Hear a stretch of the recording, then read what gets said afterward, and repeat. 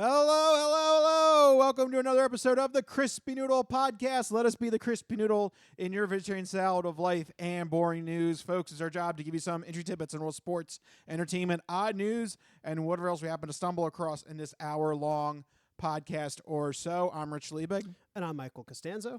And yes, we have some topics to talk to you and inform you about in the world of sports, entertainment, and odd news. But before we get to all of that at hand, Mikey, my friend, how you doing? How has Costanzo country been? I'm pretty good. This past weekend, we went to, my dad and I went to this kind of Italian feast thing they have in Ambler called La Ciccerata, which is the feast of, I think it's St. Francis de Paula.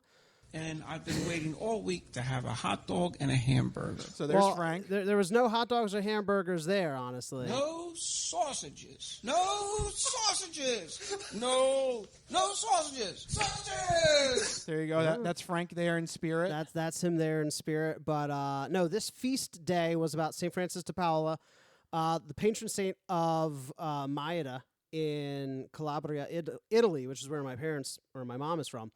And basically this festival is just an excuse to eat pasta cicere, which is pasta with chickpeas in it. Okay. It's like the staple food of my mom's hometown. But the reason I bring this up is because I got some Italian goodies. Yeah, I noticed for us you to have given try me some here. snacks here. Yeah, so snacks. I like it when we try weird snacks from around the world, and these are interesting. These are, I guess, regional snacks from that part of Italy, the deep south of Italy. I mean, we are called the Crispy Noodle, so it does make sense that we would have a food element. We do have to do some food occasionally. So for you today, I have what's called, let's see if I can get this pronunciation correctly, mastacciole, which is a molasses cookie. It translates to, this is what my dad said, chew the sole of a shoe. Oh. So You were right to only go with a half a cookie. This is very dry. You should just It looks dry. It looks dry. You should just try it. And then to wash it down, we have some Kinotto, which is Italian soda there. It's vaguely citrus flavored. Oh, Kinotto. Oh, I see it. Kinotto. Yeah. I'm like, the first letter of that was an S. Oh, no. Yeah, no. I don't know what that is. Stappy. That's the Kinotto. brand? Yeah, I guess so. Stappy? Yeah, Kinotto is the flavor. Kinotto is the... Maybe. I don't Okay, know. so first, here's the cookie. So let's try the cookie. And what's it called again? This is mastacciolo. Mastacholo. Cheers. Did I say that right? Yeah, you I feel like did. it's the name of a character, Master Cholo. Mostacciolo. Mostacciolo. I don't know. Let's just Okay. try it. All right, so bite Here we going in go. right now. Oh, no. I thought that would have a crunch. It did not have any crunch at all. No, No. it is so dry. Only you, Mike, would think this would be the thing to start off an hour-long podcast where we talk and we try to inform people of news that's relevant to our interests. Oh my God, it's awful. Yeah. It tastes like nothing. And it is leather. Yeah, it's just like soaking up all my saliva. I paid $5 for those cookies. Yeah, that's. I mean, the taste the taste is fine, but the texture is just. The texture is awful. It's like, I don't know how to describe it. It's sucking up all my moisture in my mouth. It looks like it's going to be crunchy, but it's not. That's what I thought. I thought it was gonna be crunchy. I thought we were gonna get a nice crunch. No, This is an audio podcast too, Mike. Sorry. It is dense. That's okay. That's why we have the soda to wash it down with. All right. Now, So these are regional delicacies from my parents' region of Italy. okay. I mean, the taste is not bad. It's just the texture on that was it cookie or what is it? It's a cookie, I guess. The way Jordan described it was like a ginger snap without any of the snap. That's a good way to describe it. It's a ginger snap without the snap. Yeah. Yeah. And she also didn't like it because it wasn't, I guess, not very sweet. And it's just a lot of Italian cookies, they automatically taste stale.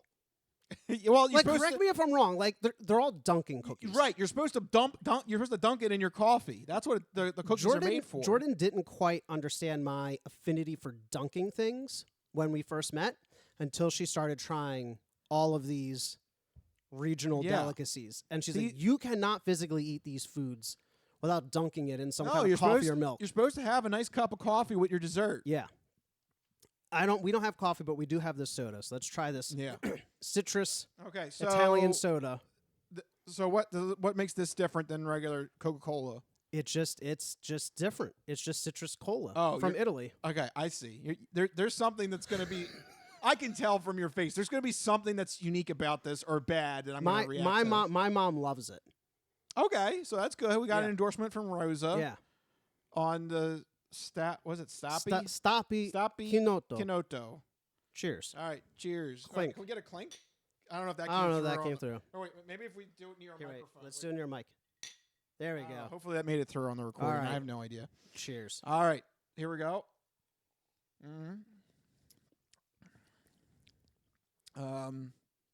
Ooh. Oh, that's a shame. I liked it. I liked it at first. The and initial then the bitter comes out. It's bitter. Why is it so bitter? What's the fruit? I You led me astray. It's grapefruit, isn't it? It's like something bitter. honestly, it doesn't say. You it's- bastard. No, the ingredients are water. You killed Coca-Cola. You bastard. It's just water, sugar, natural flavors, and then carbon dioxide and Kinotto. I don't know what Kinotto is. Is it grapefruit? Because that's what I. That's a grapefruit on the top. Is that a grapefruit? That looks like a grapefruit on the top of the bottle. Right there on the top of the bottle. That's a grapefruit. That's why. That makes sense to me. Yeah, that is so bitter, isn't it? Well, you get the bitter. I guess whatever this brand is like a grapefruit soda, I think. Because that's what I'm getting. I'm getting that bitter at the end. Yeah, it's described as bittersweet. What's weird is, though, when you first drink it, it tastes like a Coca-Cola, and then it just turns on a dime. When it first crosses your lips, you're like, ooh. And then almost immediately after, it has to me, it's very astringent. Like both of these things, the cookie and the drink, just like takes everything out of your mouth. Yeah. It's not great. You don't have to finish it. Yeah, screw it. Ah, all right. It was funny because oh, it's awful. Yeah, that was not pleasurable. I said when I was thinking about doing this, I told my parents my sole goal in life is to torture Rich's taste buds and palate. That was. I thought I could handle that. But you could not. My tongue is lashing out against me right now. Which is better, the cookie or the drink? Actually, I would go with the drink because the drink. Really? The drink, when it hits your tongue, it first tastes like Coca-Cola. So, like, I'm fine with it initially hitting my mouth. Yeah, but And then it all hits, like, after. yeah, all the aftertaste is just Everything in the back of the tongue hates me. Yeah, Now, the cookie, though, that just dries your mouth up. yeah. And we're going to start talking on a podcast, Mike. This is the worst thing we could start off with the podcast with. And I'm throwing it straight to you. What did you do this weekend? Great. Anyway, sorry. I just wanted you to try those two weird foods because Well, thank if you. I had to try them, you had to try them. Thank you. I appreciate it. I spent money on these things. I was like, oh, that looks good. It was not good.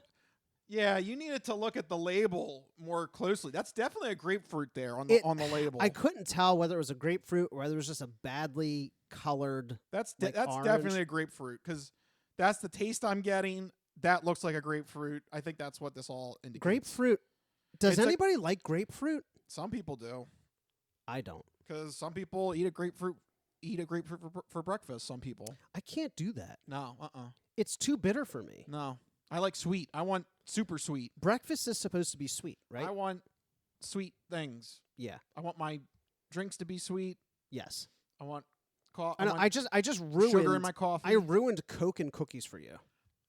No, just this brand. Just the Coke. No, I'll still drink Coca-Cola. I love Coke. I'm stubbornly team Coca-Cola. Do you think that it's just because we're like quote unquote disgusting Americans and we don't like Yes. the refined Coke, the refined cola? Yes. We need Coca-Cola. Yes, we are disgusting American pigs. I like Coca-Cola. I think I it's love good. Coca-Cola. I think other people are crazy if they don't like American Coke. Yeah, I know some people that look at me with 8 heads when I crack open a Coca-Cola. Why? Everybody drinks it. I know, but people, they watch all the, things about how unhealthy high fructose corn syrup sure, is. it's not good for you, but that's why I'm not drinking like 7 cans a day. Oh yeah, I could. I totally could. I mean, if you I could, was, if there was no ill health benefits to that, I totally would. I would crack open a Coke every hour. It's good I stuff. love Coca-Cola. It's good stuff. Yeah, That caffeine and that sugar. but I do try and limit it to, Yeah. You got to be One or two. responsible. Yeah, you got to be maybe responsible. with 3 or 4 on the weekend. Oh man, living life on the edge. Because I do like rum and Coke on the weekend. Oh, so is that what you were doing this weekend? Just rum and Coke? No, not this weekend, but that's one of my rum and Cokes and 7 and 7. Those are usually my go-tos for when I go to a bar and I feel like a spirited drink, if you will. I just order whatever incredibly fruity, sugary cocktail. That too. Like I'm like, give me a menu, and I'm like, which one has the most fruit mixed into it? What drink does not taste like alcohol that is alcohol? Yes, I'll have one of those, please. I would like one non-alcohol, please. Look, those are the most dangerous ones. Yes. You can have the biggest, burliest dude there sipping Miller Lite all night, but you give me one of those wild pink concoctions, that'll put you on your ass. Did you see that, speaking of just beer and stuff, did you see that Miller Lite is it Miller? Yeah, I think it's Miller Lite. They're coming out with an even lighter light beer. How do you get lighter? It doesn't taste like anything. It's terrible. It has like 50 calories or something. Like it's literally lighter than their light beer. Just drink one of those hard White Claws. Drink a no, White Claw. White Claw is 100. No, White Claw has more calories than. Oh, it does? Yeah. I thought White Claw was supposed to be like water, wasn't it? It was, but now Miller Lite has made the Miller Lightest. Is this the race to the bottom? Yeah. They're all alcohol? Yes. And I know for a fact, because I know people that are like this, people still want to get messed up. They want to get drunk, but they don't want to feel guilty about all the calories they consume. Just like drink some rubbing alcohol then. I don't think that would help your stomach. I think that would kill your stomach. No, don't do that. That'd be bad. Yeah. But if any of these companies find a 0-calorie, 100 proof. I'm sure it's out there. No. 0-calorie, 100 proof drink. The problem is though, it's the sugar and the alcohol are linked, right? Yeah, you can't take that separate out. the two. Like the lower in calories you get, the less alcohol there's going to be. Yeah. Like the strongest alcohols are like the most like what syrupy we need? ones. What? Remember Park and Recreation when I forget the guy's name, but they want to go out and They go to the bar. they go to the bar. foam. And, yeah. Yeah. That's what people want. They want to Yes. They want to get something that they can get messed up on alcohol with, but it won't make them. They won't regret it the next morning. Ron Swanson didn't want to do the foam drink, but I absolutely would. Like, I'd be interested. That whole like gastronomy, like special weird food stuff. Like, I'd be interested in that. Yeah. Here's foam with alcohol. You on telling it. me you wouldn't want to take a foam, like a shot of, what is the serving terminology? A handful. A handful of foam. A handful. Alcohol? A handful of whiskey foam. Yeah, something like that. Yeah. I'd do it. And then Ron Swanson, before it says there's no wrong way to consume alcohol, and then he goes there and goes, "This is the wrong way to consume alcohol." Yes. So I'd do it. Anyway, that's the holy grail if that could be achieved somehow. Yeah, they might get part of the way there. Well, But there 50 you go. calories is pretty friggin' light. It's something ridiculously low. I don't know if it's 50, but it's something ridiculous. What is Because taste? Miller Lite White Claw is like 100 calories a bottle, or I thought it was water. Or am I just wrong? well, it's sparkling water with the alcohol in it. And that's 100 calories Yeah. worth of alcohol? Jeez. Yeah. What That's why Miller- girls get messed up on it. Yeah. There's still alcohol in it. Yes, there is. Miller Lite is terrible. Okay, there you go. So, Blanket and statement. even lighter. I mean, am I wrong? I don't know, people love it. They do. I have a cousin who loves Yeah. Miller High Life. I know. The champagne of beer, he says. I got people in my life. They love Miller Lite. They love beer. I can't. I don't know. I've never been one for that, but that, to each their own. Yeah, it's tough. It's tough for me to find a beer I like. I don't know. Beer just kind of just. You used to be into the what are they? It just sits on you. There was a pale. Oh my god, what was it? I can't remember. You were like really into these like pale like I can't remember. Why can't I remember what the heck it's called? I can't remember. Okay. Never mind. Forgot it. All right. Never mind. So anyway, there you go. We did a little Italian taste test to start off the show. Hopefully we have enough water here to recover and move forward because we have to get to news topics. So let's go with the first one that revolves around sports in the Sports Sampler. So you're not good at sports. It's a very small part of life. Sports. In your face. Ha ha. That's right. Sports coming at you in your face here in this first part of the show. And Mikey, you've got some news from baseball, which is weird. Usually Mr. Football over there. But you found some breaking news that happened right before we started to go. Oh, no. You got... I took a second bite. Why did you do that? Why? I didn't know you were going to throw it to me immediately. Okay. Do you want me to take over, I guess? No, I'll do it. Why did you do that, Mike? I thought we had more time. No. Why did you? You literally went back into the bag and you got a second dry cookie out. I did. That is a self-inflicted wound. I feel no compassion for you right now. Nor should you.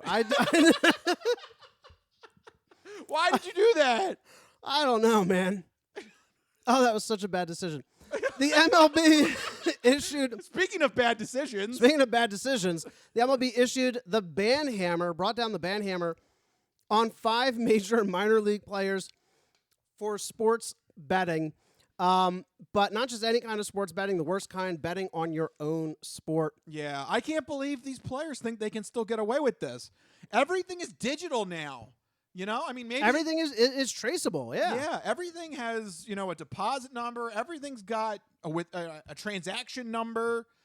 You're not going to hide this. Maybe back in the day when you're handing like a physical slip to somebody, And out of all the sports to do it in baseball, the one that has history, they literally just got over the what's his name issue.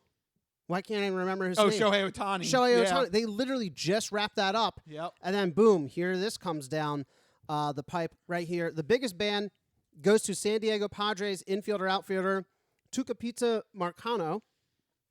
Get this, guys. He received a lifetime ban. He is permanently ineligible for betting on games and teams of which he was a member. Oh, now you fucked up. You have fucked up now. Yep. Yep. That's what you did. That's what happens. MLB does not want any history. After all their history with betting scandals, they do not want anything like this to happen. So they are going no mercy. Oh my God, it just bothers me that people think they can get away with this. And this guy was especially boneheaded. So he placed 387 baseball bets, including 231 MLB-related bets through legal sports books. Yeah, but that doesn't help your case with MLB. I don't know why. Doesn't matter if it's legal. The article puts that in legal. I guess they wanted to make, at least the gambling was legal, wasn't illegal gambling. Well, yeah, I mean, at least Shohei Ohtani's thing, that was... Yeah. There was some doubt on that because it was through an underground network. Yeah, so at least his, impropriety was above board. Yeah. But still, that makes it... Actually, you know what? No, that makes it worse. He wasn't even trying to hide it. Yeah, they're not trying to hide it because all of those things have a detailed record of transactions, the bet placed, where's the money coming from. That has every single piece of data on you. And that's why we have the numbers here. $150,000 total on baseball. More than half that, $87,000 on MLB baseball specifically. But the biggest issue is that 25 of these bets included Pirates games while he was a member of the Pirates. He did not actually appear in those games as he was injured, but that does not matter. No, doesn't matter. MLB said that it didn't have any impact on the outcome of the game because obviously that's a huge issue. But just betting on your own team is such a ridiculous thing to do. No, just betting. Just betting in general. I don't understand why these athletes can't figure out that betting on sports is bad when you're in sports. There's so many other ways to make money. You shouldn't be doing it that way.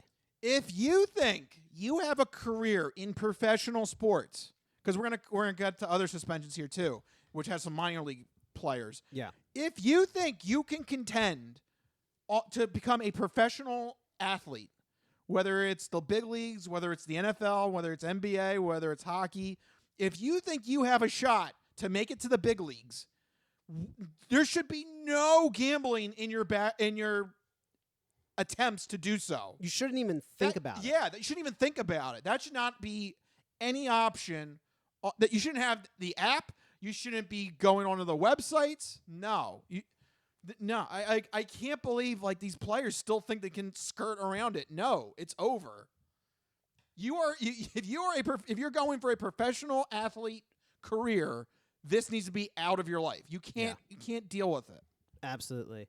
The stakes are just too big. Especially in baseball. It's such a ridiculous thing because it is all traceable.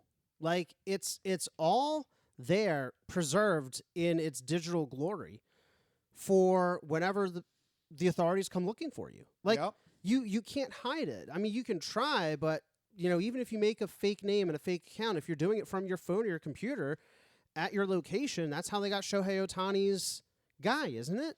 Well, he was the Shohei Ohtani thing is a whole other level. Whole other thing. Because that was originally the investigation on that started out as an investigation into an underground gambling ring. Right. And then it just happened to come across Shohei Ohtani's interpreter. It even goes to show better in that, he tried to do it all cloak and dagger, and they still got him. Yep. So if they're going to get the guy who's doing it cloak and dagger, they're going to get you who's using DraftKings. Like, you're not going to be able to hide it. Nope. And these other players couldn't hide it either. There were 4 other suspensions that happened earlier this week. Oakland Athletics pitcher Michael Kelly received a 1-year suspension. San Diego Padres, another Padres player. Minor league pitcher Jay Grome had a 1-year suspension. Arizona Diamondbacks minor league pitcher Andrew Salfrank, 1-year suspension. And our very own Philadelphia Phillies minor league infielder Jose Rodriguez, 1-year suspension. So they're coming down hard. I especially feel bad for these minor leaguers because where the guys who are actually playing in the majors, they're probably making a bit more money. These minor leaguers are probably like... They're not getting much. No, they're not getting anything at all. So they're probably like, we can do a little bit of gambling, make a little bit of money. But no, that is such a dumb... Like, I don't understand how they thought that was like a good way to go about it, Well, that's like the NBA player that was faking the injury and then betting on the unders on himself. Yeah. I forget his name now, off the top of my head. I can't remember either. But at least there he was, he, like, I don't know. I don't know what I'm trying to say. These minor leaguers just ruined, I mean, you alluded to ruin your potential. Their potential, because now that cloud is going to follow you. Yeah.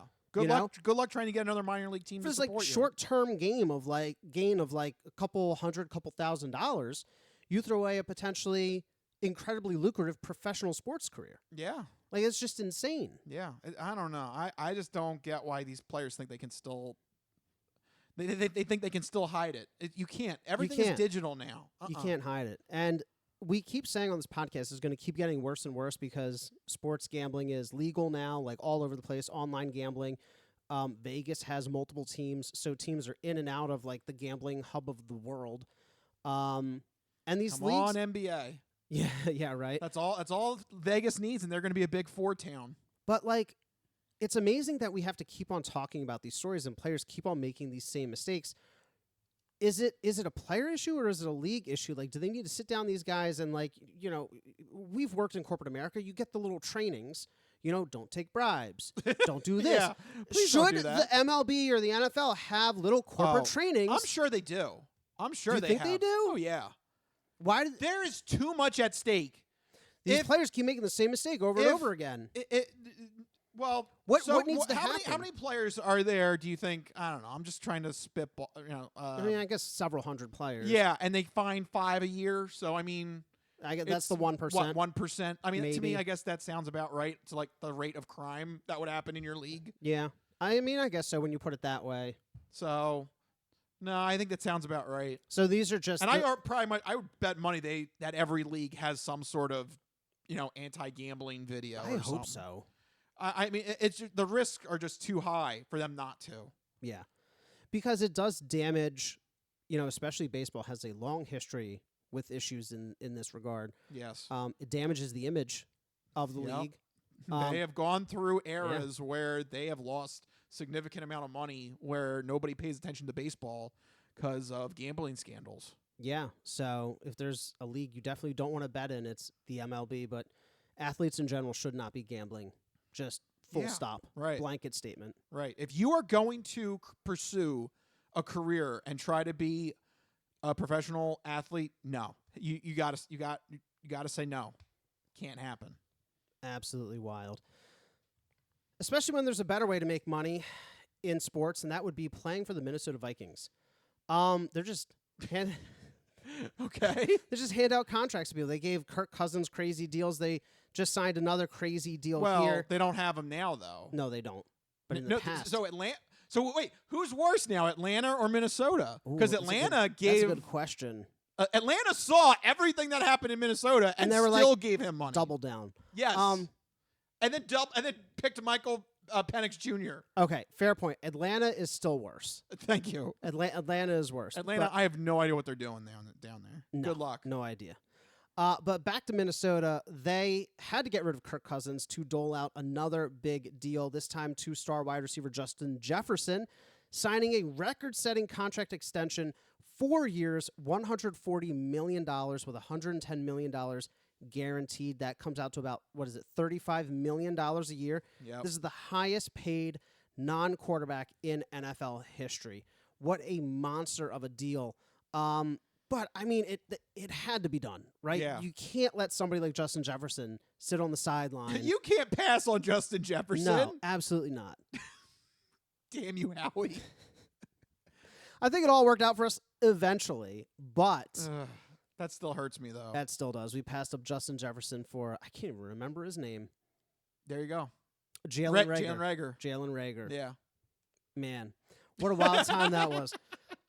But now Justin Jefferson getting his monster contract, locking him up for another 4 years.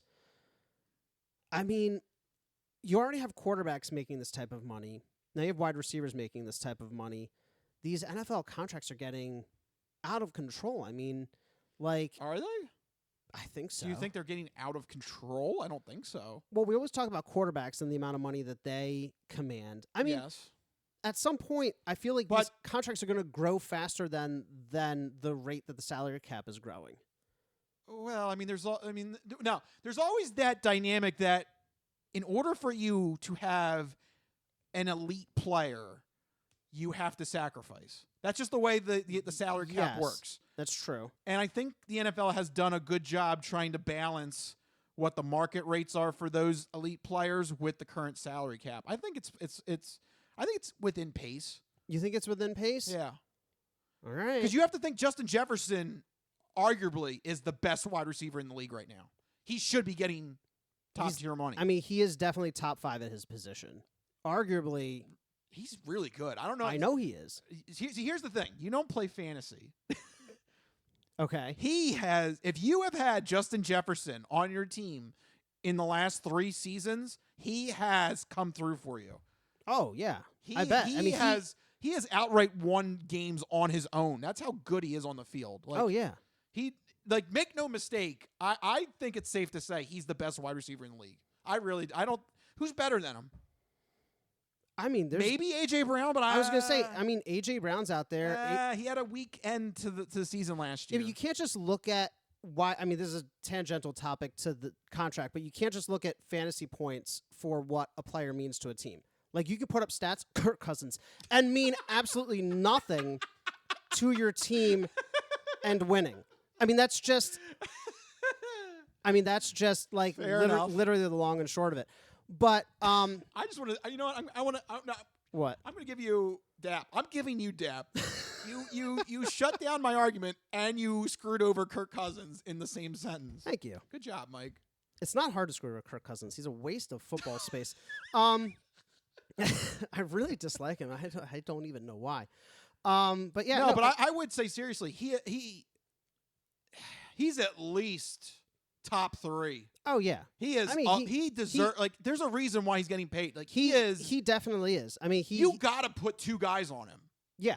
There's any defense outside of like Sauce Gardner maybe from the Jets. I don't think you can one-on-one Justin Jefferson. Any defense that tries to go just single man-to-man on Justin Jefferson, you're in for a rough day. You're not going to have a good time. It's true. I don't know. Maybe I'm like, I don't know. Maybe I'm being old, but I look at these contracts and I'm thinking, man, it's just like, because now here's the thing. Like Justin Jefferson signs $140 million deal. So we have Jamar Chase and CeeDee Lamb out there looking for contracts. Where do they go? 150, 160? I mean, at what point? Well, it depends on the negotiations. At what point do we have to say enough is enough? Because, you can't it can't grow exponentially. Well, that could be a good time for the Dallas Cowboys to put their foot down. And boy, would I love it. Yeah. Because I don't know what is happening with Dallas. I don't know what is happening in Jerryland. And it is a reminder, I've been here when it was glory hole days, and I've been here when it wasn't. And so having said that, I want me some glory hole. I don't know what is happening in glory hole Dallas in Jerry Jones land, but I love this move because this screws over the Dallas Cowboys. Absolutely. They have CeeDee Lamb. They have to look at CeeDee Lamb day after day after day this week, and they have to say, are we gonna break the bank for him, or are we gonna let him walk? This is uncharted territory. Like they are on the verge of losing this team next season. Yeah. Everybody's on their last year of a contract, and Jerry Jones refuses to do anything. Dak Prescott, CeeDee Lamb. The coach. Mike McCarthy is in the last year of his deal. Micah Parsons, I think, is close to or needs an extension at some point. They have a lot of major pieces. I guess they're just, I don't know what they're doing. CeeDee Lamb is not reporting to mandatory minicamp. And the argument could be made. You said Justin Jefferson is one of the best. CeeDee Lamb has equivalent stats. I'm looking at him right now. Almost stat for stat. 60 to 66 games. Jefferson has 392 receptions. Lamb has 395. Jefferson has 5,900 receiving yards. Lamb has 5,100 receiving yards. Touchdowns. Justin Jefferson has 30 and CeeDee Lamb has 32. Like they're right there. So CeeDee Lamb's going, I got to be worth at least 140. I got to be in that ballpark. And now here's the problem: if he's worth 140, and Jalen Hurts got whatever he got, it was 250. Dak Prescott, he should be in the same. He's got to be. So how are they going to find a way to sign two guys for $400 million in one offseason? Good luck, Jerry Jones. Now this is a case where it benefits the Eagles and doesn't benefit the Cowboys, but it's because of their own dumb decisions. It is because that's why the Eagles always get out ahead of the market and sign players early. Like Howie looks like a genius because he's locked down. Howie signed everybody. AJ Brown for $84 million, which, if you're not good at math, is like $50-some million less than Justin Jefferson. And I'd put AJ Brown right in that same category as Justin Jefferson and CeeDee Lamb. AJ Brown hypothetically should have been another guy to get $100 million. Yep, but guess what? The Eagles got their deal done before any of this happened. There is a strategic advantage to getting deals done, and the Cowboys, they're going to learn it the hard way. I mean, I don't know what they're hoping for. Are they just hoping that they're going to win a Super Bowl and then like everybody comes back next year under the rose tinted glasses of being a Cowboy and we could do it? Like, I don't know. I mean, that's one way to try, but the problem is you're not going to make it that far if CeeDee Lamb doesn't show up and doesn't practice. Yep. So, and I know Dak Prescott, he's probably going to show up. He's going to do what he needs to do because he's the quarterback, the team leader, but is his heart really going to be in it? Is he going to want to risk getting injured? For who? For what? Yeah, that's another thing too. If you're in a contract year and the team has shown zero interest, why would you stick your neck out for what? Maybe the possibility? Oh, for the honor of playing on the star? Get the hell out of here. I don't know. Dallas is pissing me off. They're walking into some dangerous territory. They're pissing me off, but at the same time, this is great for the Eagles.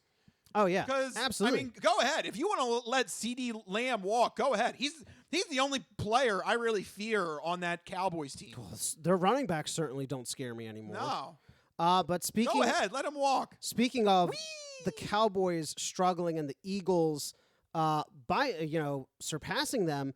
You recently mentioned that the Eagles have pulled ahead of the Cowboys in terms of odds to win the division. Yeah, this is the first time since during the season last year. So it's funny. Dallas, since the season ended, they've been like the favorite, and then it's just been like this slow trickling of like their odds getting lower and lower and lower and lower. Every move that the Eagles make and that Dallas doesn't make, you have to factor that into whatever magic equation there is. So, like, yeah. So if you bet on the Eagles 5 months ago to win this division this year, you're looking great. Yeah, because you're already ahead of the curve. We should have bet then. Yeah. What are you gonna do? But honestly, this doesn't surprise me. I mean, we talked about it like months ago. It's just funny. It's just been like a trickling down. It's been like they've done nothing. But like it's literally been like, if it was a graph, it would just plummet, because like it was like the season ended last year. Dallas is the overwhelming favorite to win the division next year. Then they get bounced by the Packers and it went down significantly, but still the favorite.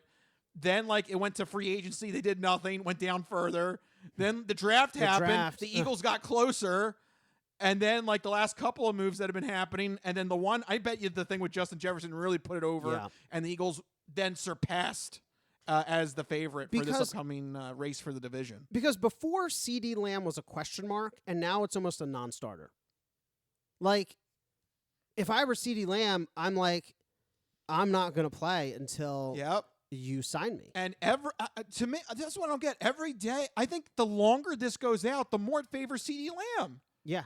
Like if I was Jerry Jones, I would want this resolved now. Has Jamar Chase signed a contract yet? I don't think so yet. I don't think so. So if I were Dallas, you got to get moving on CeeDee Lamb. Yeah, or it's going to cost you more money. Jamar Chase is just going to reset the market again. I mean, we saw that happen with quarterbacks. Jalen Hurts had the top contract for like, I think it was like 30 seconds. Yeah. And then already he's like fifth on that list.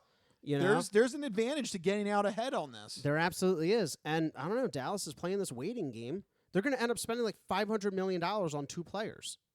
I mean, that benefits us. Or someone's going to walk. Yeah, I think more likely someone's going to walk. Because they can't, I mean, realistically, they can't keep all 3. Dak, CeeDee, and Micah Parsons. They just can't. Financially, it doesn't make any sense. No. They're already paying Ezekiel Elliott from 2 separate contracts. Yes, he's getting double dip. That's how badly they manage their financials. So there's no way they can. I mean, some team is going to get very lucky. Feed Zeke. Oh yeah, they're feeding Zeke 2 contracts. They're feeding him all right. Yeah. So I don't know. But you know what? At the end of the day, you be you, Cowboys. Go ahead, have fun. I mean, it definitely does benefit the Eagles in this case. And I'm still feeling good about whenever we did the schedule thing. And I told you initially it was the Eagles at 10.5, Dallas at 10.5. Yeah. I would take the under on Dallas. Yeah. I do not feel like they're gonna. Is it still 10.5? I believe so. I haven't checked in the last 24 hours. Because they're gonna have that first place schedule too. Yep. Which is gonna be tougher, hypothetically. Yep. And they're gonna have no run game. Good luck. Yeah. And I mean they have no run game. CeeDee Lamb might not be there for part of it or all of it, or maybe he comes in and plays half-heartedly, just enough to get through the season without a major injury. So, yeah, I'd take the under on that as well. I love the fact that Dallas has struggled so much this offseason. But it isn't even like their fault. It is their fault. I mean, it isn't their circumstance. It's been their fault. They're just... I don't know what Jerry Jones is doing with this whole, we're all in. I don't know. All in on what? Yeah. Losing? All in on not giving out money. Apparently. All in, the money stays here. Right. That's Jerry Jones' real goal. Yeah. The money stays home. Yeah. I don't know. But hey, you know what? That's good news for the Eagles. If you're an Eagles fan, go ahead, Dallas. You do you, boo. Yeah, go ahead. Have fun. See how far you get this year without CeeDee Lamb. Good luck. Man. It's going to be fun. Yeah. But there you go. That's our sports sampler for right now. We got to take a break. We got to recover from all the talking and Mike's cookies. Oh, my God. Stop eating them. We got to take a break. But Don't go anywhere because we've still got the entertainment entree and the non-fortune cookie news when we return. This is the Crispy Noodle Podcast. We'll be right back.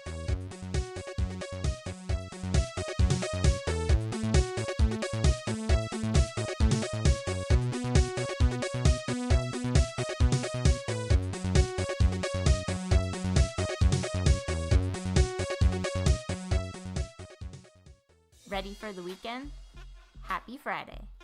Hi, my name's Marie, and I'm an artist who's been making Happy Friday doodles every week for over 7 years. And now you can own my art collection in this Volume 1 and Volume 2 art series. These doodles span across multiple themes, yearly festivities, various countries, languages, and more. Both coffee table books have something for everyone and are the perfect conversation starter or gift for a friend. Really, anyone who enjoys a good weekend. Available on Amazon, Ingram, BookBaby, Barnes & Noble, and more. Visit happyfridaydoodles.com/books and get your copies today. Let's celebrate the best day of the week. Happy Friday.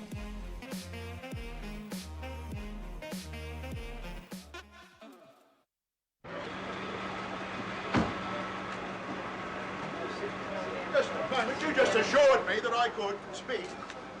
Sit down inside the car. We're not assuring anything. We're under arrest. Look, I'm under what? Come on. Gentlemen, this is Democracy Manifest. Have a look at the headlock here. See that chap over there? Get your hand off my penis! This is the bloke who got me on the penis before. Get some cups. Why did you do this to me? Hop in the car. Get some cups. For what reason? What is the charge? Eating a meal? A succulent Chinese meal? Oh, that's a nice headlock, sir. Oh, yes. I see that you know your judo well. Good one. And you, sir, are you waiting to receive my limp penis? Now, get your hands off me. No, we've only got one cup. Ta-ta and farewell. That's all right. Just get him in the car. One cup, look. They even broke.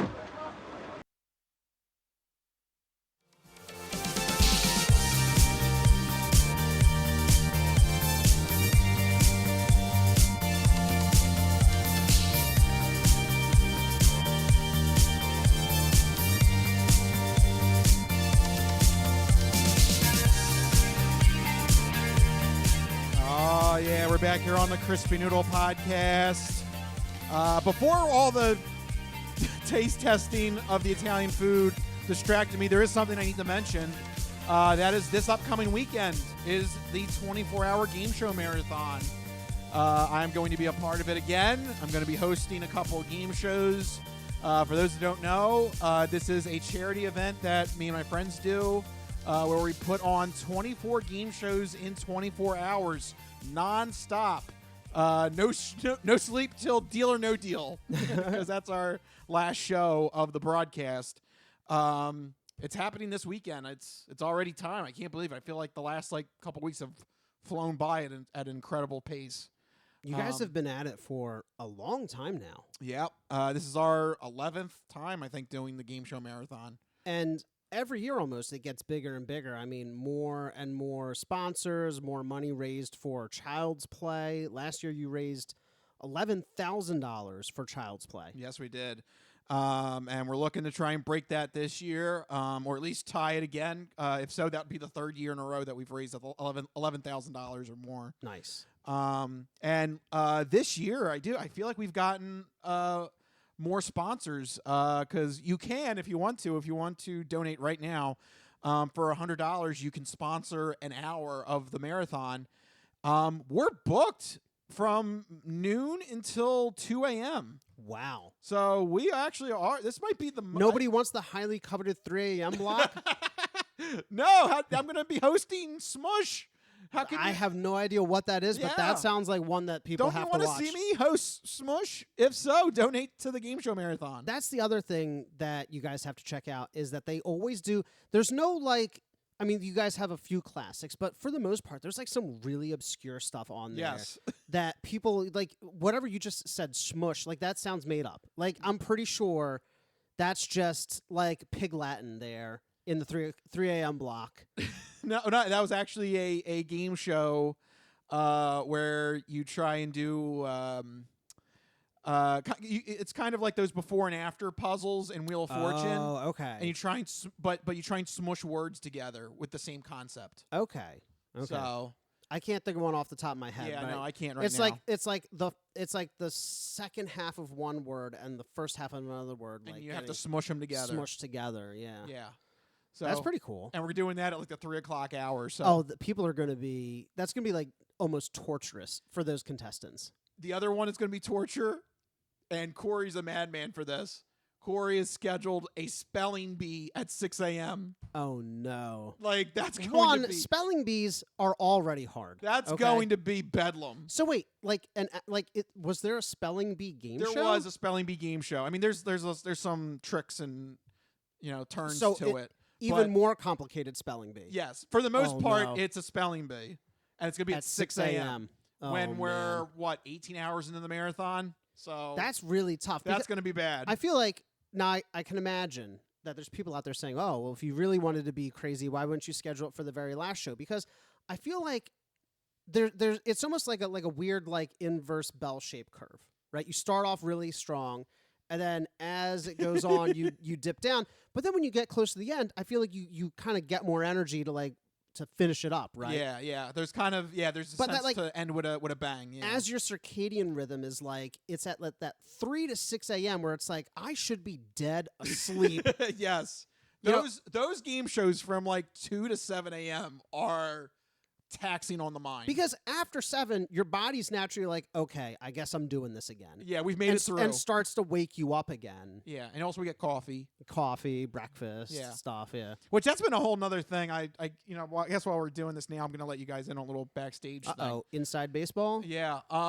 We've also grown as like a volunteer team. And, it's been great to see all the people that have wanted to volunteer. Shout out to everybody that helps, and I can't wait to see you guys this weekend. We really are a full team now. It is crazy. We've got like somebody who is literally like in charge of like food runs. That's awesome. Like when we first started this thing, we were just doing it out of a warehouse or doing it at Bob's house, Bob Hagg's house. I remember the few years where you did it out of Glenside. Glenside. It was the Newgrounds. Yep, Newgrounds. The was website, kind enough, yep. Newgrounds, like Shout warehouse. out to Newgrounds. Yep, they Are gave us. Are they still a thing? Yes. Yes, Wow. they are. I remember I would run over and watch a show or two, and there's that Wawa like right around the corner. Yeah, but like that was a skeleton crew. That was only like I don't know. When you got into like the early hours, it was probably only like 6 of us there. But now we're actually like a full blown volunteer team. We've got like shifts. We've got like people in charge of food runs, comfort. Like we've really. So the real question is, when is ABC and NBC going to start airing it on television? I know, right? I mean, at this rate, I feel like this should be a national event. I mean, realistically, though, you guys have raised tens of thousands of dollars for a very worthy charity, and you've been doing it for more than a decade now. Both of those things are incredible and super commendable. And I can attest to the fact, Crispy Noodle's been a proud sponsor for many years now. Yep. It's just you guys do put on an amazing show and always find interesting, fun things to do and, show everyone. So definitely worthwhile to check out. Yes. So make sure you go to gameshowmarathon.com to donate and watch the madness. It starts Saturday at noon Eastern time. And I am not joking. We go the stream goes 24 hours straight. So you just go hit the play button and you can sit there and just watch the madness happen anytime during that 24-hour span from Saturday at noon Eastern time to Sunday around noon Eastern time. That's another thing too, is like the last couple of years we've been kind of getting emotional at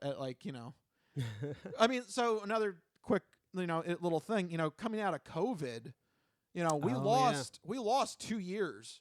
Yeah. Because we always do this event in like June or May or June, somewhere around that time frame. And when COVID hit the U.S., it was April and May. Yeah. So we lost the initial one in 2020, and then like it took a year to get COVID really to cure COVID. Like, I Right. don't know what you want to call it. Fix COVID. I don't know. At least under wraps. Yeah, which that took another year. So it really Yeah. knocked out 2 of our potential years for Game Show So Marathon. really, you guys have been. So this would have been 13 hypothetically. Yeah. You would have been at it for 13 years if it Yeah. wasn't for those 2 missed. Yeah, that's correct. So last year was the first year back. So no, 2022 was. 2020. Oh, that's right. 2020, 2021. Yeah. And I just remember coming back from that experience, coming back and doing that first one in 2022. And, there was, I think, I don't know if people would admit it, but I think there was a sense in the back of our heads, like, is this even going to resonate anymore? Especially with like everybody getting used to like virtual broadcast, virtual working, virtual calls, virtual communication, whatever you want to call it. There was something in the back of our heads that were like, I don't know if this is going to work anymore. We'll give it a shot. And we definitely want to see everybody. We're all friends behind the scenes. It's great to see everyone, but there was a kind of a fear in the back of our heads, like, is this even going to have the same pop? And we came back and we raised more money than we ever did. And now the last 2 years we've hit 11K. So it's just been a wonderful ride. Maybe you guys were afraid it wouldn't resonate, but maybe that's something that fans of yours needed in that moment. Yeah. And you provided that relief and that feel goodness, Yeah. So definitely tune in this weekend, Saturday at noon Eastern Time, GameShowMarathon.com. We start right at noon, so be sure to check out the stream and donate. Most importantly, you got to donate. Absolutely. So there you go. I may have stolen something from you from This Week in Entertainment on that, but I just wanted to have that as its own segment. No, absolutely, definitely. So you know what? Let's officially launch into the second part of the show. That is the entertainment entree.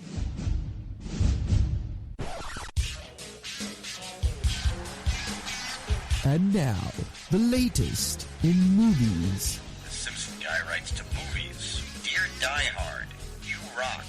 Especially when that guy was on the roof. Music. I know what that is. That's music. Video games. I'm Commander Shepard, and this is my favorite store on the Citadel. Celebrities. You really know Warren Beatty? Yes, I do. I took a leak next to him once at the Golden Globes. And more. You were the all-singing, all-dancing crap of the world. This is the entertainment entree. All right, officially entering entertainment territory, and we're going to kick it off with the segment where Mike's going to let you know what else you should keep an eye out for. Other than the Game Show Marathon, it's only 24 hours of the weekend. That's right. The other time during the weekend, you might have to listen to what Mike says you should keep an eye out for with this segment, Mike's This Week in Entertainment.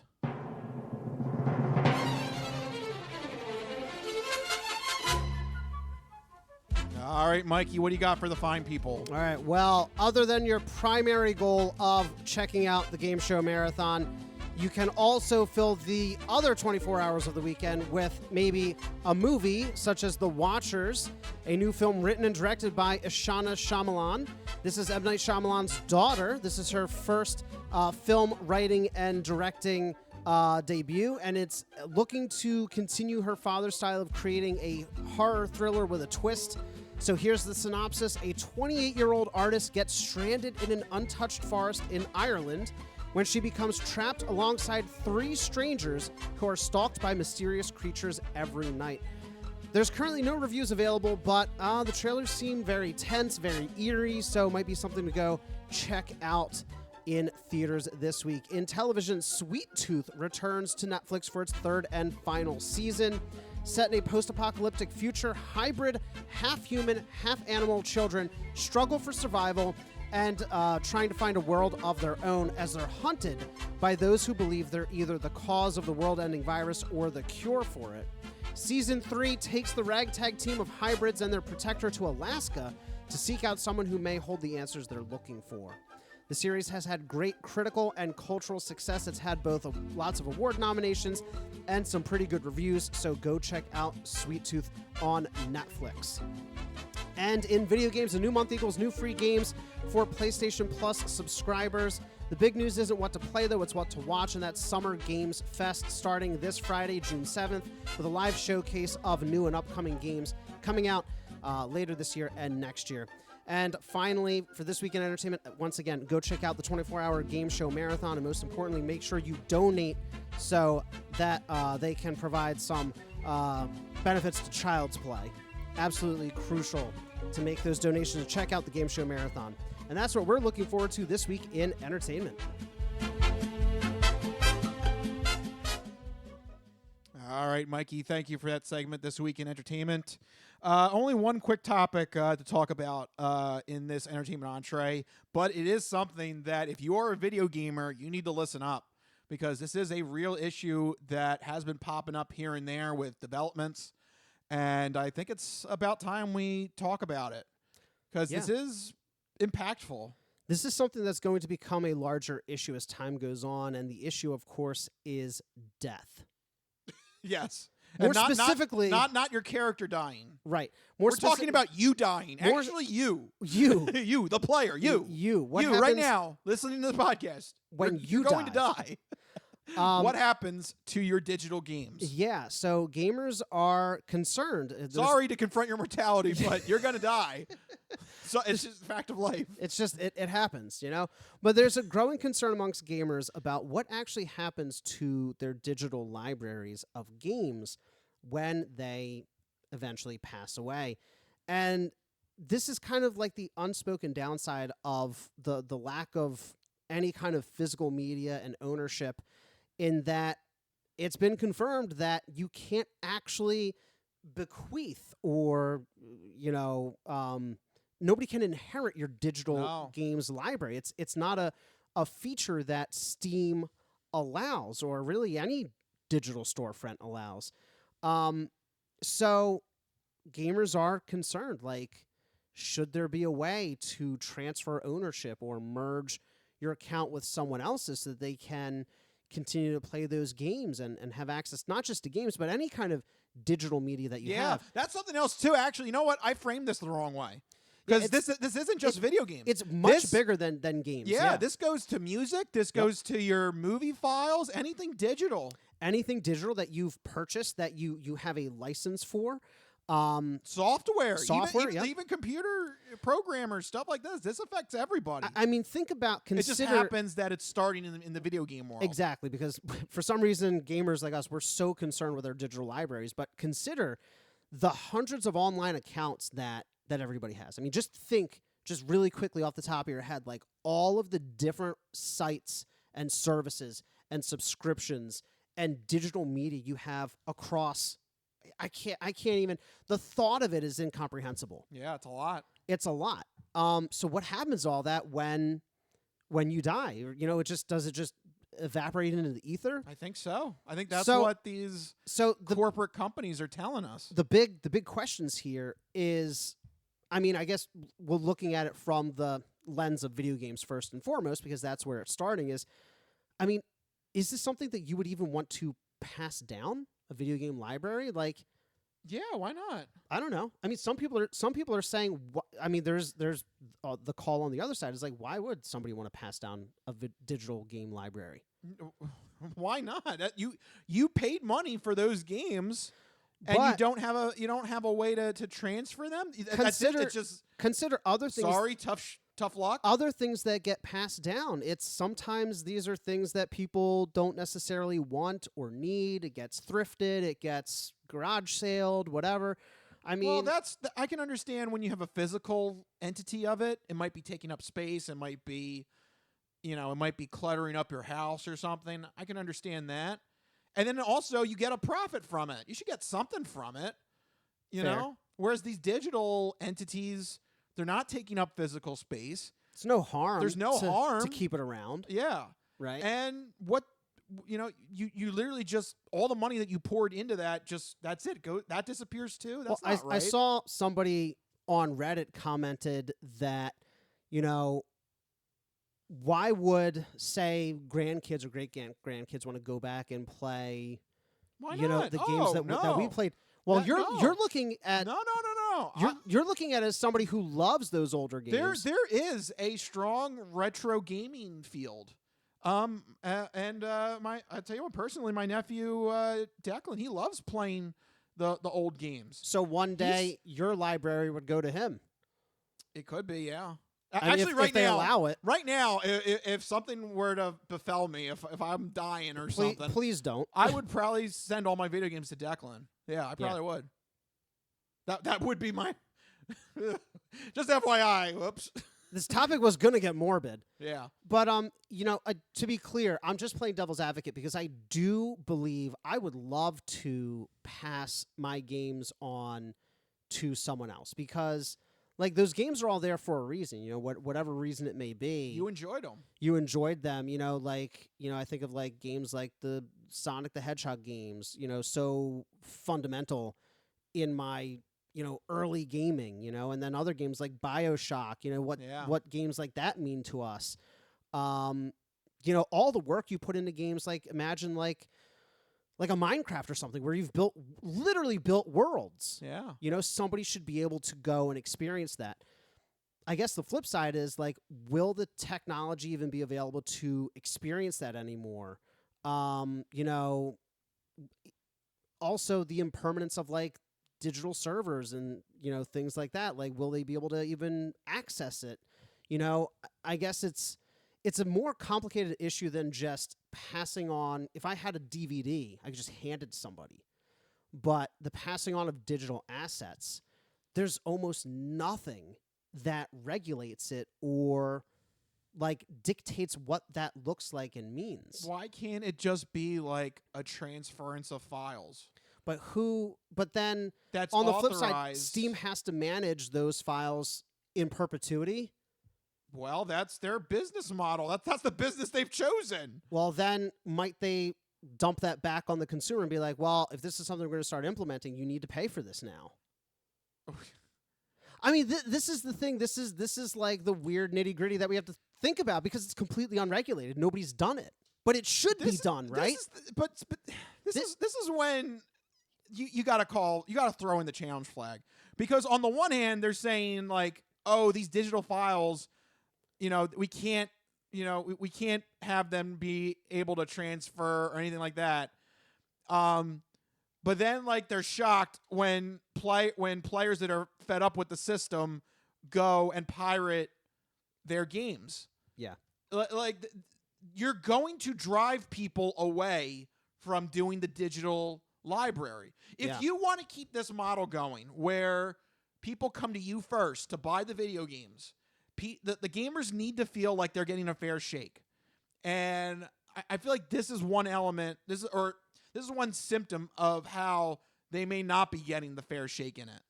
And if you shake it enough, the players are going to look for other ways to get the games that they want to play. People may eventually end up getting fed up with it and go back to physical, at some point. But even physical media is not real because it's mostly just a key that lets you download something from, say Sony's servers. But one day those servers might, not be functional anymore. This is a growing concern, not just for passing down digital assets, but also for just archival purposes. Okay, so now we're getting into the realm of where the games are served or are stored on an external server, right? And not in the game, not in the CD itself. Yeah, because CDs are just keys that just say like, okay, they've purchased this thing, and then you download the 100 gigabyte file. That's what EA wants, right? That's what everybody does. Yeah, you're not playing it straight from the disc anymore. No, like ever. But I mean, it's funny that games brought this all up, but it is a serious concern because one, people have massive game libraries and digital assets in general that amount to thousands or tens of thousands of dollars. I mean, when you think about a game is $40 to $70, depending on what it is, hundreds of games, I mean, that's thousands of dollars worth of assets there. That just goes into the ether. That's not fair. And then the second issue here is larger than just individual collections. What about archival purposes, where we have content in like old celluloid film, but is there going to be no archived version of like video games one day. Like if Sony decides we don't want to support Helldivers 2 anymore, it just vanishes from existence. That could be a trend with already happening with some TV series. Yeah, Max is famous for that now, just outright destroying shows. Yeah, Westworld. What's that? Westworld. What's that? Yeah, we never had that. My personal sad one is Infinity Train. What's that? We never had that. But it's a twofold issue. Like it's like what's the Mandela effect? Oh, you thought you played that? No. Yeah, right. No, I don't think that ever existed. That one. Yeah. No. Sorry. What's the thing Sinbad was supposed to be in? Sinbad was supposed to be a genie or something. Shazam? That never existed. Shazam never existed. Don't worry. Wait, are you being serious? Or are you making a joke? Well, that's the one. Sinbad was a genie. Well, wasn't he? That's apparently that was not a movie. Are you sure? Yeah, that's one of the key examples of the Mandela effect. Sinbad was the Sinbad in a movie called Shazam never happened. Yeah. Woo! Okay, is it Berenstein Bears or Berenstain Bears? Another one. It's It's supposed to be Berenstain, right? But you definitely read a book as a kid called Berenstein. I thought it was Berenstein, but I think it's supposed to be Berenstain, Stain. Where's the Energizer Bunny's battery? Everybody out there, real quick, without Googling it, where's the Energizer Bunny's battery? Isn't it the back on his back? No, where's it at? It's in its leg. Wow. Oh. When you get a chance, Google it. It's in this MFer's leg. Okay, there you go. That doesn't sound right, does it? No. I said it sounds wrong, but it is 100% accurate. Look it up. It is anyway, yeah. I think the video game industry is trying to pull a Mandela effect on all these dead people. They're just probably trying to pull the wool over our eyes. They're like, it never happened, never existed. Yep, there you go. So, yeah, gamers leading the charge for digital assets rights and ownership rights. I mean, it sucks. We don't own anything that we buy anymore digitally. Well, guess what? If you don't own the digital properties, then it's not stealing if you go on the Pirates Bays, right? Well, I mean... Yeah. Interesting how that works. All right. With that, let's go to our third and final segment, the non-fortune cookie odd news. We've been talking about cool and its ramifications and how it applies to the hip scene. But maybe you could give us some examples now of the opposite of cool, uncool. Just exactly what is uncool? My nipples look like milk duds. Holy shnikes. It's time for the non-fortune cookie odd news. It's not of this world. I don't know exactly what it is or what it's doing, but this is not human intelligence, okay? It's not human intelligence we're facing. How you doing? Me? I'm doing great. Manda basata. I don't make this stuff up. I'll take a pound of nuts. That's a lot of nuts! That'll be $4, baby! You want fries with that? I seen the celery dance across the baseball fields. You had me at Meat Tornado. No, go past this. Past this part. In fact, never play this again. Okay. What does that mean? And now it's time for the non-fortune cookie odd news. So sit back, get everything you need to get from the kitchen. Be sure and empty the bladders. Go to the bathroom because you're in for a hell of a ride.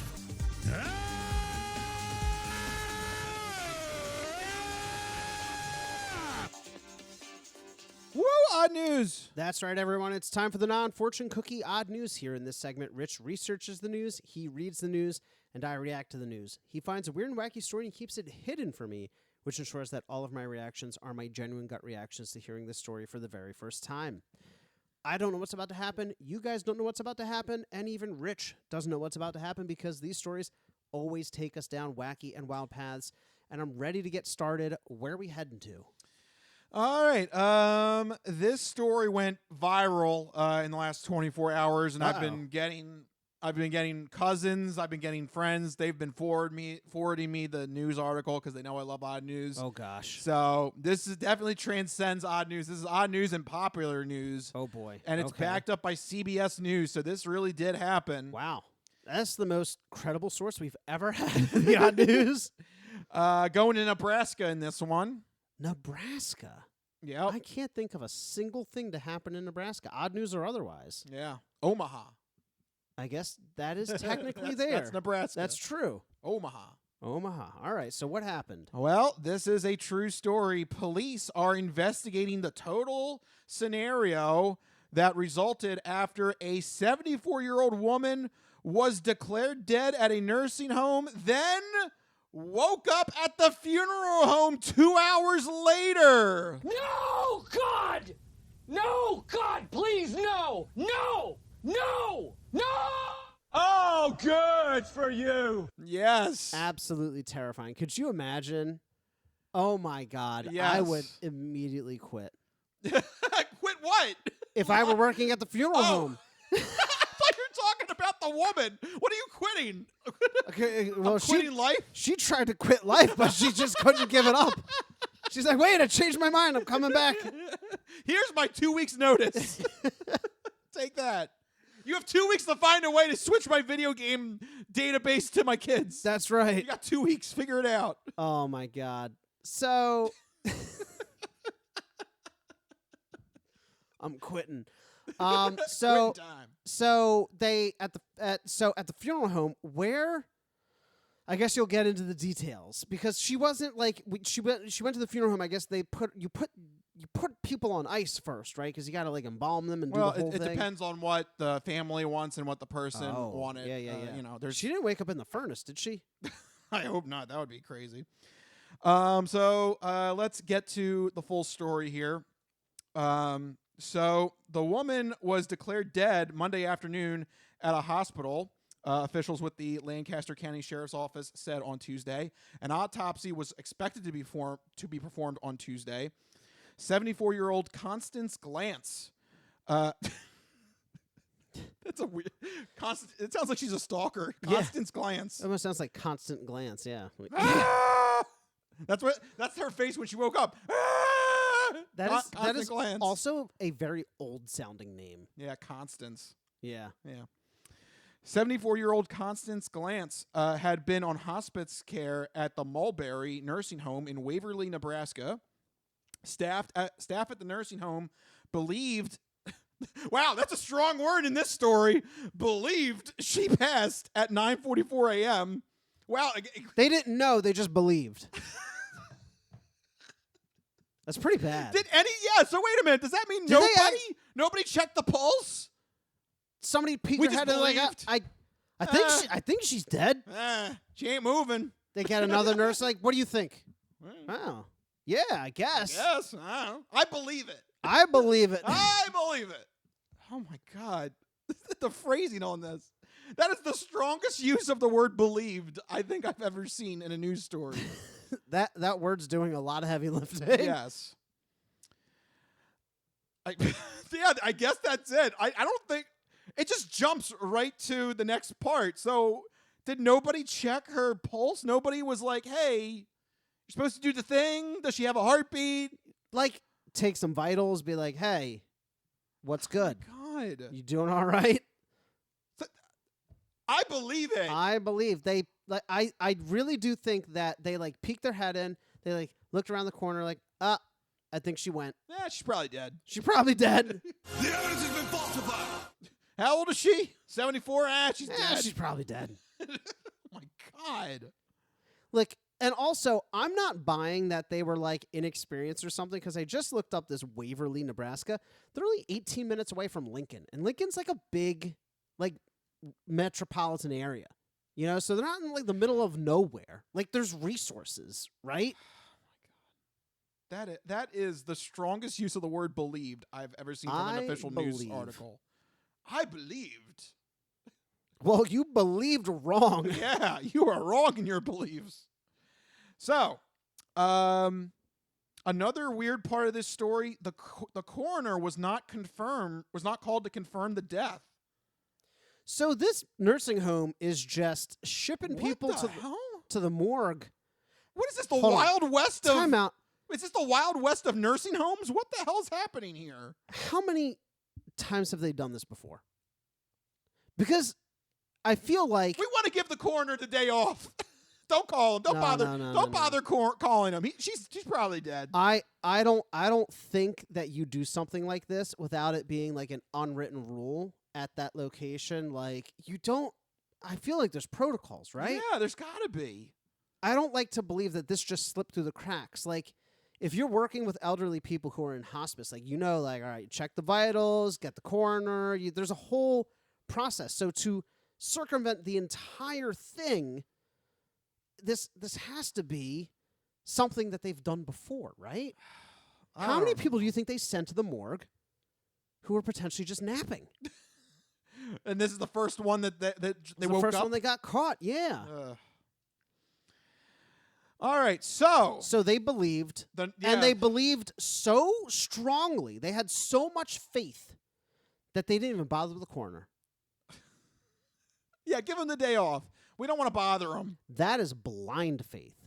What you just said is one of the most insanely idiotic things I have ever heard. Yeah, this is ridiculous. That is pinball wizard level of faith. Yes. Okay. So, the staff believed she was dead. The coroner was not called. All right. That's 2 strikes right there. If there's something else wrong with this, did the janitor home, walk in and be like, "Hey, I think she died"? Is like what? What is this? The janitor? Is this Richard Kimball when he's acting as the janitor and he's giving the diagnostics as he's moving the kid? Oh, it's a hobby. I just happen to know medical information. Oh man, I'm just imagining like how did they not verify at all? Yeah. Okay, so the coroner was not called for some reason. Okay. Then Glantz was then transported to the Buthoris Mazer and Love Funeral Home. Whoa, what a name! What? Buthoris something and Love. First off, this is a hyphenated name, so already just you're making it harder. It's like I'm rolling at disadvantage here. Buthoris Mazer and Love Funeral Home. That's what I'm going to go with. BUTHERUS-MASER. Buthoris Mazer and Love Funeral Home. Okay. So that's where she ended up. So it's not clear how many people saw Glantz between when she was declared dead and when she was found breathing in the funeral home. Apparently not enough. Yep. Oh my gosh. All right. How about this? Get ready for this. Wait a minute. So it wasn't until a funeral staff member who was downstairs where the bodies were being temporarily held. Oh my God. Suddenly noticed that one of the bodies was still breathing from its diaphragm when they realized one of the bodies was alive. Oh that sounds like straight from a horror movie. See, when I said initially that I would quit immediately, that's what I mean. Wrong, wrong, wrong, wrong. Wrong, wrong, wrong, wrong. You're wrong. Absolutely not. Listen. You're literally just doing like your normal routine through your day. And then all of a sudden, one of the bodies, you just see the diaphragm go up and down. That is literally something straight out of a horror movie. That's straight up like Walking Dead or something. I would put down whatever I was working on, 180, and walk straight out and never look back. Dear God. That is absolutely horrific. Yeah. So, was this person just unconscious? Like, how did they mistake her for dead? Yeah. If she was still breathing? The staff member noticed that she was still breathing while preparing her for funeral arrangements. Oh my God. At 11:43 a.m., Lincoln Fire and Rescue was called to the funeral home and told that CPR was being done on the 74-year-old woman. That's when Glantz was transported to a local area hospital, and she is alive. Damn. What a wild adventure for her. Yeah. She beat death. Well, I don't know if she beat death. She beat the ignorance of this damn nursing home. Is she cognizant of this though? Oh, I would imagine. Yeah, she's fine. She's recovering at a hospital. She's all like, it was just a detour. Yeah. Yeah, the whole thing is a detour to her. Like one night she went to bed. The next morning she's in a completely different hospital. It's like, what happened? Well, you died for a little bit. We took you to the morgue. You ended up okay, so we brought you to a different hospital. Like before we could pump you full of chemicals, you woke up. Oh, my God. Jesus. Yes. Absolutely wild. Chief Deputy Ben Hutchin. Hutchin? Maybe Hutchin. I don't know. Jesus Christ, these names. Chief Deputy Ben Hutchin says that, quote, "This is a very unusual case. I've been doing this for 31 years, and I've never seen anything like this before." Well, yeah. So they're gonna have a full-blown investigation into this nursing home as and they figure should. out who I want to dropped know. the ball I want to on know this. how many living people that nursing home has sent to the funeral home. Yeah. Like, the fact that they skipped so many checks and balances, like, that's the thing that I'm getting at. Is like, it wasn't just like one thing that they messed up. It's at least two. It was at least two. There's at least two things wrong here. And I'd wager if you keep searching, you're gonna find a third thing. Somebody's getting fired. Oh, I think there's gonna be a lot of people get fired. That's absolutely wild. That's inexcusable. Also, that poor lady wakes up. Hi, what's happening? Yeah, so I still don't understand how they accidentally proclaimed her dead. Like, if she was breathing, they believed, Mike. Oh, that's right. They didn't proclaim. They believed. They believed. I looked and I believed. I looked. I don't know what to tell you. I just want to know: can any single person in that nursing home just be like, that person's dead, and nobody bothers to follow up? I guess when it gets to a certain point or a certain It's just situation, it's just like one random nurse, like, that guy's dead. They're like, cool, we'll take your word for it. Yeah, we're not going to check vitals or try and tap her. But also, how did Here's an idea. Let's go back to the Middle Ages. Bring back the Pope hammer out. Let's whack some people on the head. What the hell is a Pope hammer? Oh, you don't know about that? No. Oh, if I look up Pope hammer right now? Yeah. What am I going to find out? There is a tradition that when a pope dies, the cardinals were supposed to hit the pope with a hammer. Ceremonial hammer for the verification of the death of the pope. And if on the third hit the pope doesn't wake up, he's officially dead or something. It was something like that. Hit him with the pope hammer. I like that. Bring that back. How big of a hammer and how hard do they have to hit It's a little him? tiny hammer. It's not. Oh, like one of those like knee hammers? Yeah, it's not like a... I want like a mallet. Well, then you're going to kill them. Well... You're supposed to test whether or not they're alive. They're like, man, this hammer test always always shows that they're dead. Weird. This hammer weighs 25 pounds and it is 100% accurate. The heavier it is, the more accurate it is. Yes. The evidence has been falsified. Oh man, they really should. They should bring back the Pope, but not my version of the Pope hammer. No, that would be dead. That's that would be instant dead. death. Just the regular. No, version. it's supposed to be a little tiny hammer. But I have another It's a follow-up. little cute too. It's like, gold and it's got ornate on it and like boop, boop, It's boop. cute. Yeah. Okay. I think they did it on the new Pope or young Pope. I think it was the new Pope. They did that. Oh, on the show. Yeah. When you said the new Pope, I was like, they did it on what's his face? Oh no, I meant the TV show. I was like, what? No, not on Pope Frankie. No. That's it, Pope Francis, Pope Frankie. Yeah. No. The show, the new Pope. Got it. I think they did that. They hit him in the head. Because I think that's what I'm envisioning in my head. I think is that scene in the new Pope. So is this real? Yeah, or it's is a it real just, thing. It's okay. a tradition. Yeah. Okay. It's a little ornate hammer that comes out, and you just. I'm adding that to my last will and testament. You must hit me with a hammer. Yes. In addition to a Tibetan sky burial, I want to be hit in the head with a hammer 3 times. You know what? I think that's a fair. If this is the quality of nursing homes that we have in this country, I think that might be a healthy thing to do. I want to make sure that I'm dead before I'm dead. Yes. Yes, I agree. That didn't come out how I planned it to come out. No, I agree. But I have another follow-up question that I didn't get a chance to get to. Is that, so they say we believe she's dead. Yes, we believe. How are you transported from the nursing home to the funeral home? How are you? Yeah, how are you transported? All right, so there's another because thing. If you say ambulance and the ambulance drivers also didn't check? No, not usually. No? Usually the funeral home. Well, I also have to imagine too. This is a nursing home, so I would believe that. Again, I would believe that. I thought it was an ambulance. They don't call an ambulance? No. We had high school across the street from a nursing home, Rich. I saw ambulances every day. Well, if it's an ambulance, then they have a chance of still living then. Okay. That's an emergency. What do they do, throw them in the back of a station wagon? No, they call the funeral home. The funeral home comes and picks up the body. Oh, they do? And usually, I mean, if you're looking at a nursing home and these people are kind of near the end, they have plans in place as like who they're going with. Well, I just want to know how the delivery people, usually how Amazon didn't notice that.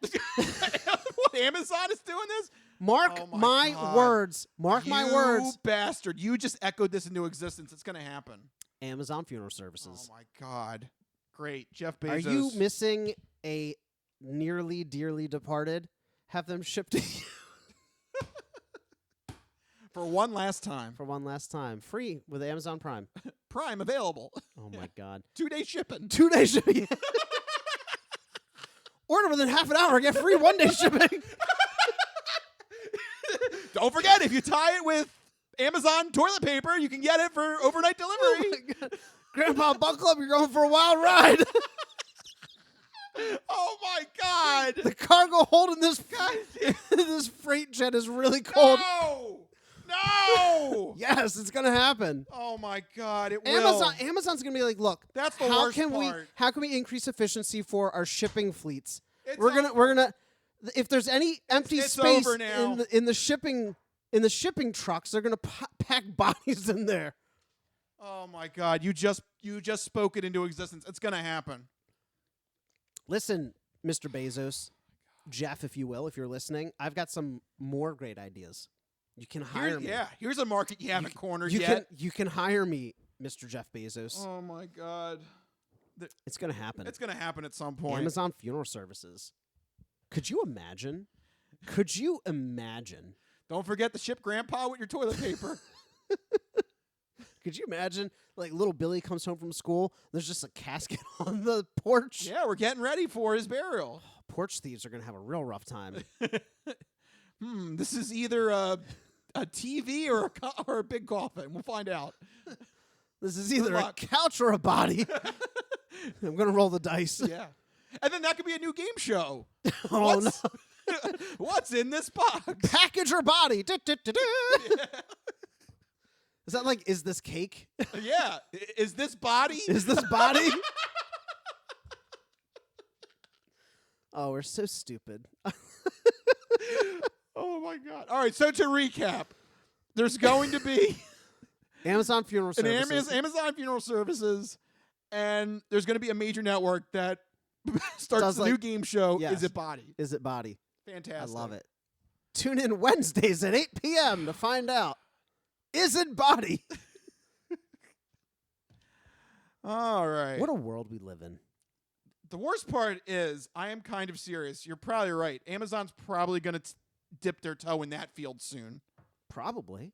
Why not? They're cornering every other market. They do everything else. Why not? Yeah. So there you go, Jeff Bezos. We just gave you another idea to make another $10 billion, whatever the hell. Probably could just clean up. They already got the trucks. That's what I'm saying. If there's empty space, you fill it with bodies. Oh, my God. Mike, you son of a bitch. I got ideas, man. I can't be stopped. I probably should be, though. Yeah. You know what? We need to stop you. We need to stop you. Okay. And we need to end the Non-Fortune Cookie Odd News. And we need to officially start wrapping up this show before Mike I got some weird ideas. Yeah, Mike is going to give all the corporations all the ideas now to make even more money. Dear God, Mike, how do you live with yourself? If Jeff Bezos gives me a job really, really well. All right. This is my official pitch, okay? This is your chance to make money. This is my chance, all right? All right. Well, you know what? Until then, we will still stay together and we will still come together to make episodes of the Crispy Noodle podcast. Thanks for tuning in and enjoying our show. If you like what you heard, make sure you go to thecrispynoodle.com. Make sure you follow us on all the social media platforms. But most importantly, make sure you have a way to get the podcast sent to you every week so that you listen and enjoy the show. Two main ways to do that.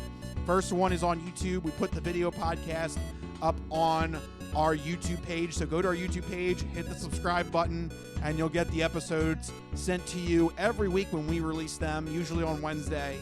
And you can watch us right on YouTube, which, by the way, you can also watch us on YouTube TV as well, or on any TV that has the YouTube app. So you can you can watch us on the big screen that comes with your dead relative. In our full-size glory. Yes, so there you go. You can do that. Or the second main way to do it is on Spotify. We put the video podcast up on Spotify as well. But you can also put Spotify on in the background and listen to us as an audio-only podcast. And using Android Auto and Apple CarPlay, you can take us on the go with you. If you've got a commute, you can take us with you. If you're joining Grandpa on the ride, why not? Put it together. Make it a whole family affair. Yeah, travel with Grandpa before he goes in the ground for one last ride. And while you do it, you can listen to the Crispy Noodle podcast by going to our Spotify page and doing that as well. So many ways to check out the Crispy Noodle podcast. But if you need to get in touch with us individually to share your sports, entertainment, or odd news stories, you can find us individually on X, formerly known as Twitter.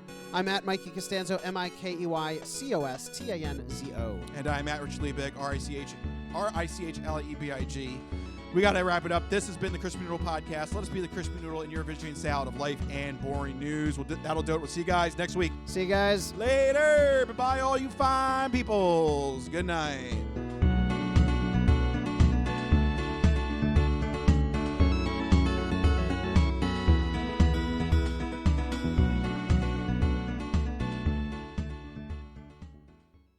Some of us have great stories, pretty stories that take place at lakes with boats and friends and noodle salad.